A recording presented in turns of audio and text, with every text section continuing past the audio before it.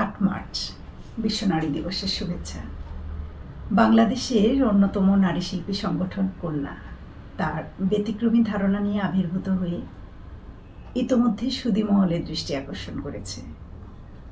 এই প্রতিভাধর নারী শিল্পীদের সরস মননের রঙগুলো কন্যার তৃতীয় অনলাইন প্রদর্শনীতে স্থান পাচ্ছে জেনে বেশ ভালো লাগছে। তাদের সবার জন্য আমার অনেক অনেক শুভকামনা। কন্যা জায়া জননী রূপে নারী যুগে যুগে যে নীরব ভূমিকা পালন করে আসছে তা কখনোই অস্বীকার করা যাবে না। কারণ নারীর অবদানকে অস্বীকার করা মানেই পুরো মানব সভ্যতাকে অস্বীকার করা।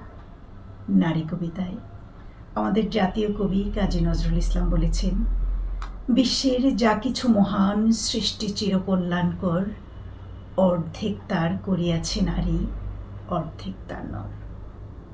নারী অবদানকে শৈল্পিক দৃষ্টিকোণ থেকে শিল্পীর তুলিতে নানান রূপে তুলে এনেছে কন্যা সংগঠনের গুণী কন্যারা। তাদের প্রতি আমার শ্রদ্ধা ও মনের গভীর থেকে শুভকামনা। কন্যার কর্ণধার শিল্পী শাকিলা চয়ন আপা আমার কাছের একজন, প্রাণের একজন, আমার অনেক বছর পুরানো মানুষ। তিনি নিজেই শিল্পী হিসেবে অনেক প্রতিভাবান। তার সাথে একঝাঁক প্রতিভাবান নারী শিল্পীদের নিয়ে পথ চলা সার্থক ও সফল হোক। ভালোবাসা সবার জন্য। ধন্যবাদ।